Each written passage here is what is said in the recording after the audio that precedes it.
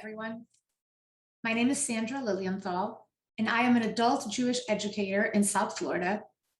I'm honored both to have written one of the units for the Global Day of Jewish Learning and to be learning with you today. To be a Jew is to live a life centered on sacred connections, connection to God, connection to Torah, connection to a specific land, and connection to each other. This is the 2021 overall theme of the Global Day of Jewish Learning, the bonds between us. In the next 15 minutes or so, I will speak about the different connections we have in common and leave you with some questions for reflection. I will begin with a connection to God. In the book of Genesis, Bereshit, God makes a covenant with Abraham and his descendants, which is labeled as everlasting. In other words, the relationship being established with the first Jew, although the word Jew would not come into existence until much later, is one that will never be broken. Rabbi Sachs reminds us that a covenant is much stronger than a contract. A contract is a legal document, and a covenant is a document of human connection, of connections that start from the heart. And yet, if Abraham had a personal relationship with God, which of course he did, it's easy to understand. He could communicate with God. We, though, are not in the same place. Even if we understand that this covenant is everlasting and that because we are descendants of Abraham, it relates to us as well, how can we understand, let alone agree to, a covenant with God who's not a person, who has no physicality, who cannot even be defined? It is certainly not easy for us to enter a relationship with God whose existence, from our perspective, is purely based on faith. One could say that as we enter different relationships with other human beings, whether they're our parents, our children, our spouses, friends, we learn how to form connections. And by connecting to other human beings, all of whom are God's creation, God's children, all of whom are created in God's image and God's likeness, we may learn how to connect with God. On the other hand, it is also by learning about God and about God's attributes and how God acts that we may learn how to do better in our human relationships, whether it is being able to forgive, slow to anger, or any of the other incredible attributes that God displays towards us. So when we speak about our connection to God, here are some questions that we can reflect on. What is my relationship with God? How can that be strengthened? Is there anything that I can do to feel a stronger connection to God? Is there room for ups and downs in my relationship with God? Room for disappointment from one or the other side? In other words, I'm sure God is disappointed on me quite frequently. The question is, can I be disappointed with God? As a human who does not understand God, is it okay for me to say, I have a very strong connection with God, and yet every now and then I'm sort of upset with God? Also, another question, can my human relationships help me understand and restore my relationship with God? So, for example, of course, there are days in which our relationship with our children, our parents, our spouses, our friends are not at the best place. And yet, if we really have a connection to that person, we find ways to work around that disagreement, work around our disappointment, and become closer again. Can we learn how to do this with God through looking at our human relationships? I will suggest that that is possible, and I will ask you to think about it. How can you deal with the ups and downs in your relationship with God? Let's speak now to the connection to Torah. And for the purposes of our conversation, Torah is not referring just to Humash, the 5 books of Moses, but to the entire collection of Jewish texts and learnings that are meant to guide us in how to live our lives. Many of the texts, the majority of them, to be honest, are old, very old. Can they still speak to us? In the Ethics of the Fathers, a tractate in the Mishnah, Ben Bagbag proposes that if you delve into the text, whether Torah or other sacred texts, you will find everything you need to learn. Everything that is relevant to your life is there, is in those texts. It's true, the text is ancient, and the text doesn't change, and the world changes. So how can that be? But I'll ask you a question. How many times have you sat in synagogue on a Saturday morning when we are following the reading of the Torah? And it has happened to me many, many times when I am reading the text and I say, whoa, wait a minute, this word or this phrase or this idea wasn't here last year. Now, of course, I know it was. It was there last year and the year before and before that, and since it was originally written. But I had not noticed that word or that meaning because I changed from last year to this year.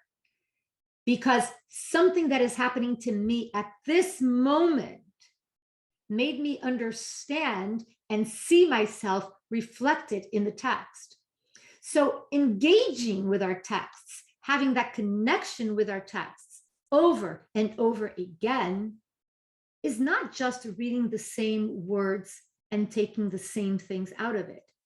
It actually leads us to find different meanings, look at different sides of the issue, and grow through these teachings. Who wrote the text in this context is, by the way, a lot less relevant to the conversation than what teachings I can glean from them. The early 19th century Kotzker Rebbe says, and I'm going to quote, "Every person of Israel receives the Torah in his own way and in his own time." So Rabbi Adin Steinsaltz explained that even though the giving of the Torah at Mount Sinai may have been a one-time event, the receiving of the Torah is continuous. Each and every one of us, as long as we desire to, and as long as we engage with Torah, are receiving Torah daily.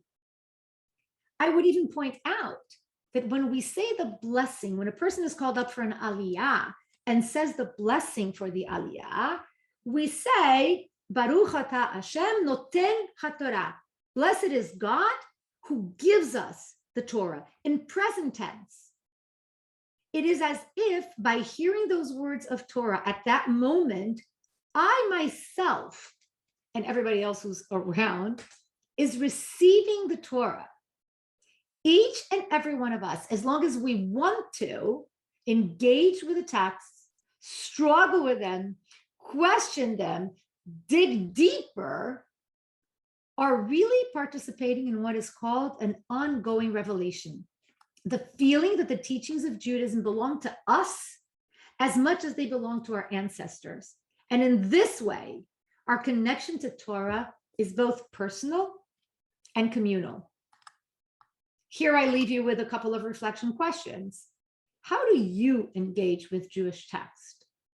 What are the texts that are the most intriguing to you, the most interesting? What can you do to strengthen your bond, your connection to Jewish learning? And of course, if you are watching this video, you are already someone who engages in learning. But is there something else that you would like to add to your learning in the next few weeks or months? Is there someone else you think can be inspired by you to connect to Jewish texts? If so, bring them on, send them this video, send them to all of the amazing learning opportunities that we offer constantly in the Jewish world. Let's now discuss connection to the land. One of the first promises God makes to Abraham at this time, the time still being called Avram, is that there will be a land which will be given to him, to Abraham, and to his ancestors. And that is the land of Israel. And although Israel was considered to be the place where Judaism could be lived most intently and intentionally, there were always those who chose not to live there. So, for example, not all the slaves that were in Egypt chose to return, to leave with Moshe, with Moses, and go to that land, the promised land. Just as not all Jews who were living in exile in Babylonia chose to go back to Israel when they were allowed to do so. Yes, the connection to that land was always present, but it didn't mean that they would like to live there. So from 1948, when the modern state of Israel was created, Jews around the world were given a choice to return to the land. And as in the past, many chose not to leave the countries where they lived for one or another reason. And as important as Israel is, the diaspora has also played an important role in the development of the Jewish people. In fact, in the first half of the 16th century, an Italian commentator, Sforno, proposed that it was God's plan that the Jewish people be scattered around the world. In other words, it was God's plan that there be a diaspora.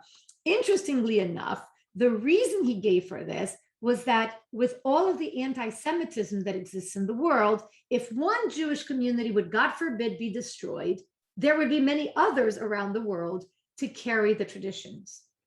There were others, though, who saw exactly the opposite reasoning of why we needed to be scattered around the world. They said that in order to fulfill the command that we are to be a light unto the nations, Jews had to be scattered, living among other cultures, among other nations, so that by role modeling, we could influence the other nations and bring to them Jewish teachings. So the fact is that the existence of a diaspora, the fact that there were Jews not living in Israel, whether by choice or not, was not in and of itself bad. Yet, Jews all around the world felt a connection to the land, expressed in many texts, in prayers, in poems, including the words of the poem that later became Israel's national anthem, Hatikva. So I would like to take a few minutes to discuss what I think is a frequent misunderstanding in the contemporary Jewish world. One does not need to agree with all of the policies of any government of Israel in order to support Israel. No more than an American has to agree to all the policies of its government to be in love with and to be a supporter of the United States. The same can be said about any other country in the world. But unfortunately, many modern Jews who disagree with some, or sometimes many, Israeli policies have chosen to distance themselves from Israel. For others, being an American means being loyal to America, which is no doubt the case for the United States and other countries. But this does not mean that one cannot feel a sense of loyalty to Israel as well. This is especially the case now that Jews are integrated into the culture of the countries in which they live in. And in the case of America, this is reflected by two different platforms of the Reform movement. In 1885, the Pittsburgh Platform proposed that there was no expected return to Palestine, the ancestral land of the Jewish people. But in 1999, a little over 100 years later, the new Pittsburgh Platform said, and I quote, "We are committed to the state of Israel and rejoice in its accomplishment. We affirm the unique qualities of living in the land of Israel and encourage aliyah to Israel," end quote. And from there, the platform speaks about how they envision Israel should be and speaks of the importance of the bond between the Jewish community of Israel and the Jewish communities of the diaspora. In other words, regardless of the policies with which we may disagree, and regardless of where we choose to live, Israel is and will forever be an important connection we hold on to, an unbreakable bond with both our past and our future. So ask yourself, do I feel a strong connection to Israel? If not, why? And how can I change that? How can I help Israel become stronger and better in whichever ways you understand better? How can I speak to those who believe that they cannot have a connection to Israel because they don't agree with its government? This is actually an easy one. The answer is, just as you are connected to your country, even though it is very unlikely that you have agreed with all the policies of all the different governments you have lived through. So why not apply the same to Israel? We now enter our fourth connection, community. Judaism is lived in community. We pray together, we feast together, we fast together. We confess our sins together, we dance together, we celebrate family milestones together. We are part of a global Jewish community as much as we are part of a community that spans generations and centuries. We are the descendants of Abraham and Sarah, Isaac and Rebekah, Jacob, Rachel, and Leah. We are links on a chain of tradition, as so well expressed by the lyrics written by Josh Nelson in his 2007 song, Ledor Vador, of which I have taken just a few lines. We are words and we are stories. We are pictures of the past. We are carriers of wisdom, not the first and not the last. Ledor Vador Nagid Godlecha. Ledor Vador, we protect this chain from generation to generation. Do you feel connected to your Jewish community, whether local or global? What can you personally do to make somebody who feels excluded come closer to the community and feel a part of it? There is no individual Jewish life. There is no Judaism lived alone. Judaism is being part of a community, part of something so much bigger than we can be by ourselves. I will conclude this brief learning with the idea that Judaism is a religion of relationships, of connections, of bonds, what Ron Wolfson calls relational Judaism. We are engaged as Jews to the extent that we are able to feel connected to God, to text, to Israel, and to community. And as an extension of these connections, of these bonds, we engage in holy work to make this world a better place because we are God's partners in fixing a broken world. I hope you will have a chance to explore some of the other teachings offered in this 2021 Global Day of Jewish Learning. And I trust that you will be inspired to continuously search for connection points, those which are important to you. And last, but certainly not least, I pray that through your connections, you will inspire others and walk this beautiful journey of growing Jewishly with them. Have a wonderful day.